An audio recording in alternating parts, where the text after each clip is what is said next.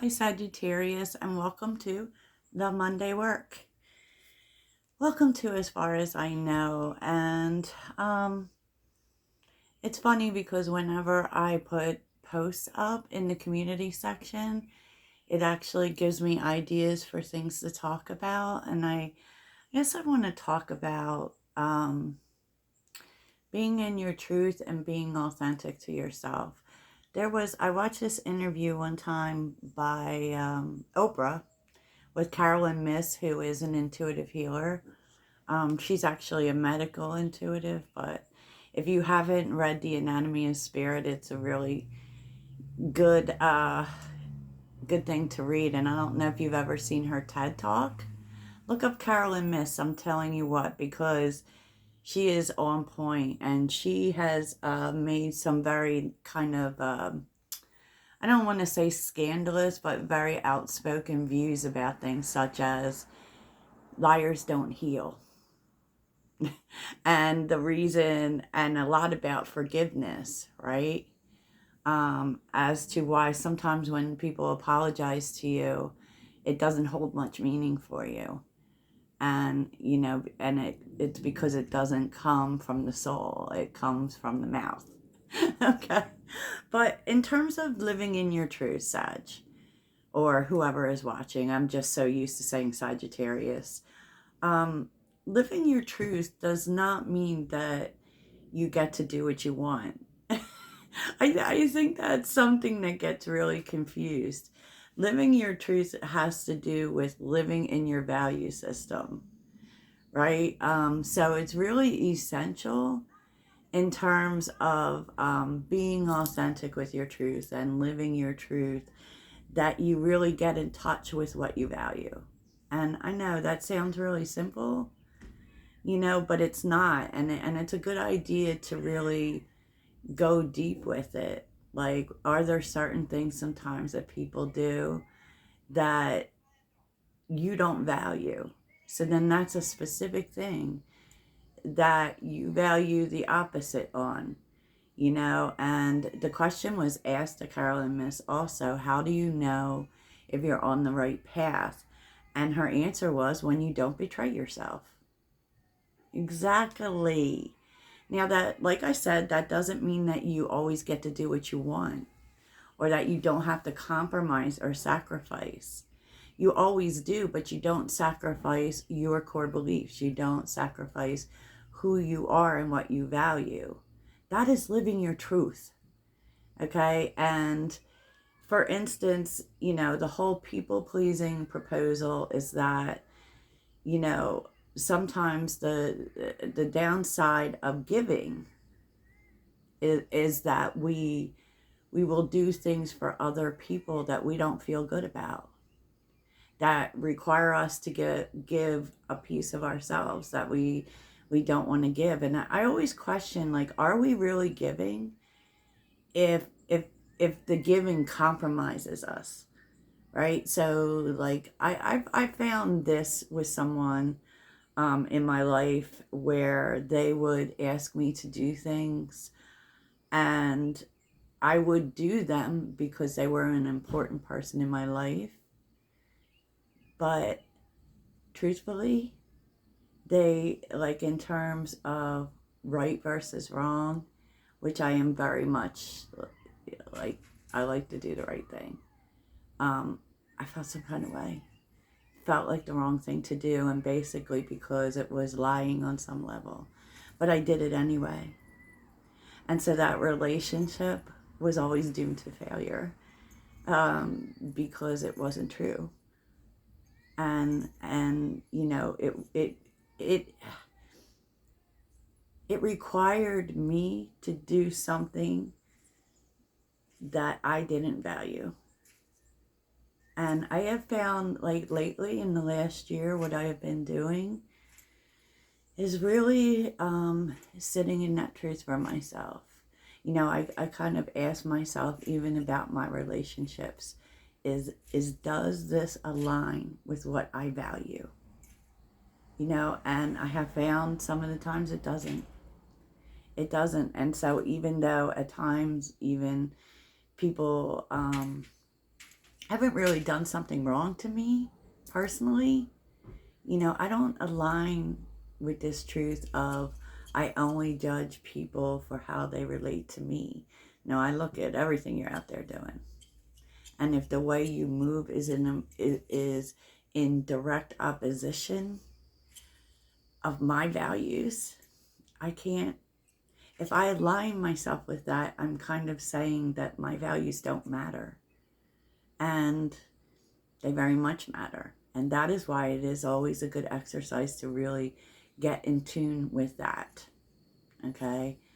And sometimes we're not going to be able to do the things we want to do. That's not living your truth. Okay? So let's get to the exercise, because I'm a Sagittarius and I go all over the place sometimes. So think of something that represents the word value for you. Any symbol that would represent value. That could be a dollar bill, whatever. For the purpose of this exercise, I choose the letter V. And, just draw a big V on a page. And write on the inside everything you value. And write on the outside everything you don't. And really take a look at, your life in comparison to that. Are you living up to what you value? Because if we can't walk our talk, we really can't, use this in our life, I guess I'm trying to say. And I really have found that, it's really important to have your own personal handbook of code of conduct. Write a code of conduct for yourself. We write terms and conditions on everything. And it's always a great idea to even do that for yourself, for the people in your life. And one example of how, sometimes we have to compromise and sacrifice is just a personal story. Okay, so right before COVID started, I guess this is going way back now. I guess it was 7 years ago, to be honest. I was getting divorced. So I was in the process of restarting my life for the millionth time. And my ex was actually helping me, helping me get on my feet, giving me the space to figure stuff out. And, which was great, right? But then this whole thing with my mother came up, and I found out my mother was terminal. And, she was, according to my other family members, she was close to death, which later on would prove not to be true, because my mother was like a cat with 9 lives. But anyways, I'm not making a joke of that. But so I just said, you know what? I have to go. I have to go because my aunt was taking care of my mother by herself. And my mother had terminal cancer, among other things. And she refused to give up her independence. So it was really driving my aunt crazy. She was having to be a million places at once, which involved leaving her own family to, help my mother. Fast forward, I decided I have to go. And why? Because part of who I am is a loving daughter. That's also my truth, right? Did I want to move there? No. No, I swore I was never moving back there, ever. Pennsylvania, by the way. I was never moving back there. And so, no, that wasn't something I wanted to do. But, and even being a caregiver is not something that people choose, right? It's really hard, but, as part of being a loving daughter, I knew that I had to compromise and sacrifice a little on what I wanted in order to help my mother, to see my mother through her final days. And that was living my truth also. Because our truth isn't just about what we want. And that's what I wanted to make clear. Your truth is who you are. And the magical thing that happened in that is that I was yes, I was living with family, and that was difficult. And but the trade-off was I was able to create this business. Okay, and really it gave me the space to even sink further into my truth, if that's at all believable. And I didn't see it at the time. I was kind of like really not happy about it, you know, to be quite honest with you. But this is just to give you an example of your truth is many things. Helping my mother did not involve me betraying myself. It did kind of involve me betraying what I wanted at the time. But, you know, we're always where we're supposed to be. Definitely. So let's get on to, so we have this new moon coming, which is supposed to be absolutely beautiful. Absolutely. And the energy has felt really good. And I feel like I'm feeling that Taurus sleepiness. I have literally gotten so much sleep this weekend. It's insane. Check out the new moon reading, okay? And, you know, there's even some things about like addressing your mindset on money. And what I was seeing in the cards, it seemed to be questioned, right? But maybe a need to organize your money or curb spending, whatever, which, you know, it's up to you. But anyways, Taurus asks us to be practical. So in terms of what you're journaling this week, okay, there still is this energy of pushing some things out. I mean, because new beginnings don't come out of the air, right? Sometimes we got to bring some things into completion. So owl spirit, this is based on the lessons you've learned, because owls are about new beginnings and they're also about wisdom. So owl spirit, you see clearly now. What do you see clearly now?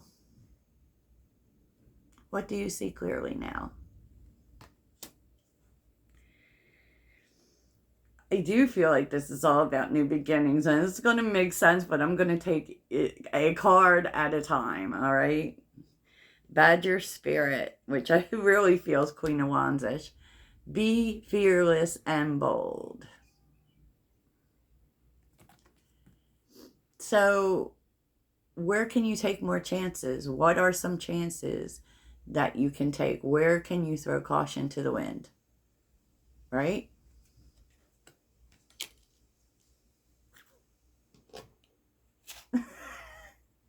And finally, frog spirit. We seem to always get it. Clear out the clutter. What do you need to leave behind you? What do you need to leave behind? Like, in other words, I don't know about y'all, but like there's one thing in particular I don't really, and this is very anti-Sagittarius, I don't like mess.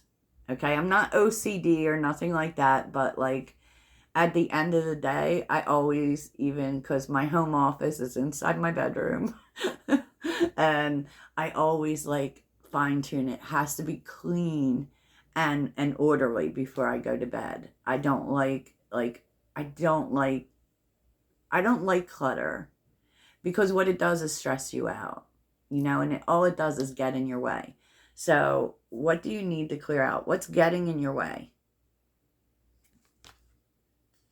Wowza.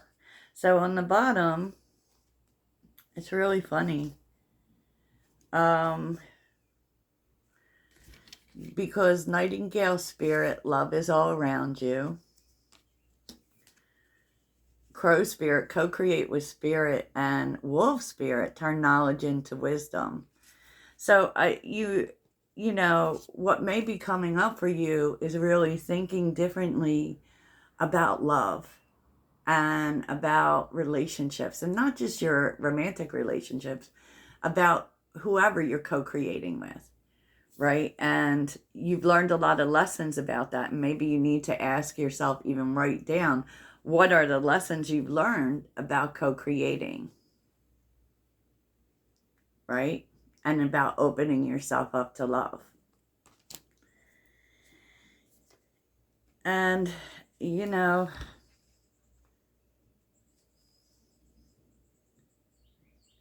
It does feel like you've learned something. Camelon spirit, act as if.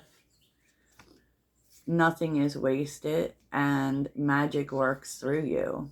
Scarab beetle, which is nice. Which is bringing things to you, Sagittarius or whoever.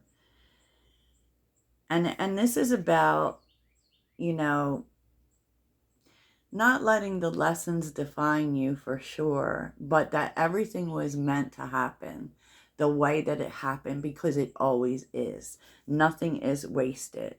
And you know, to be honest, this is all about acting as if you already have the things that you want. And also, you know, it's kind of like you become it, you fake it till you make it until you get it. Because it's kind of telling you that you are on your way, but you need to become those things that you want. That felt like a side note to me, Sagittarius and others. I'm sorry, I just keep saying Sagittarius. I think only Sagittarians are watching this anyway. So the energy that you're being called to call in is peace. Bridget, goddess in your sacred name, a light within me, peace is flame. Okay, these are the, they're like spell cards, right? It's a little mantra you can say to feel more peaceful, to call peace to you. So you're being led to call peace to you, right? And your intuitive exercise is spirit guides. Now, you know, this is even like you are being called to meditate more, to sit in stillness and allow yourself to open to spirit guides to bring more peace to your life. In other words, maybe you just want to meditate, do some breathing, open up your mind, and ask your spirit guides to work with you in partnership to bring more peace in your life. Okay? I'll read a little bit from this. Some of us are experienced with this, but still. Every good medium must learn to work in partnership and collaboration with their spirit guides to know how and when they draw near, and how to forge a strong link. Meditation to quiet the mind and breath work to create balance and rhythm are some of the ways to blend with their energy. A good practice when you're in meditative space is to open your heart and soul so you can receive their light and love. As you feel their presence, breathe in their energy and allow them to connect with you. As the relationship grows, you will find your guides offer you inspiration, new ways of thinking, and methodologies to heal. Inviting your guides to connect throughout your day can bring assurance, grace, and ease. Meaning, you have to be in constant conversation. You don't even have to be meditating. You have to be in constant conversation and actually treat the connection with your spirit guides as a relationship. Ask questions, talk about the answers, you know, whatever, confess your sins, all of it. Treat it as if, you know, like, I kind of akin it to, like, what do we call it when we were a kid and we had that friend? Our imaginary friend. Treat it as if it's a whole relationship and be in constant contact with it.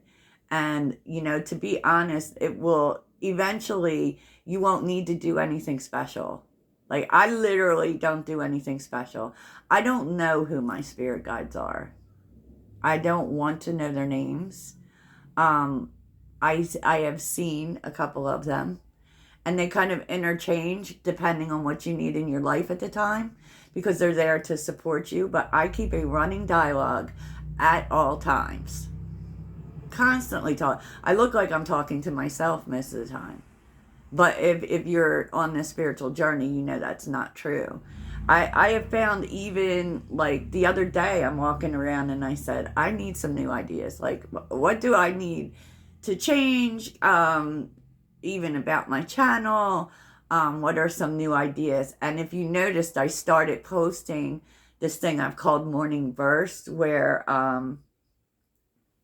It's kind of like verbal journaling. Like I will put in a an affirmation and have you complete it and comment it, which gives it life, right? And so that was an idea I got. I also got the idea to be start talking a little bit more about Sagittarius and really do more in terms of Sagittarius, like in terms of like my social channels and all. I don't like YouTube is specific to Sagittarius for me, but my other social media isn't. And so I've been really told to really bond with it 100, you know, and so that's what I'm going to be doing going forward. And this is like, these are the things. This is, as we go more and more into this authentic phase, you're going to find that, right? So, Sagittarius and other people, I hope this really helps you. And I love hearing your feedback. So please leave your comments down there and I will answer them. I get to as many comments as I can. And so I hope that this will help you. And I also really hope that you will write out your code. Make it like a handbook for living, you know? So remember I said, don't betray yourself. You are your first value. Toodles.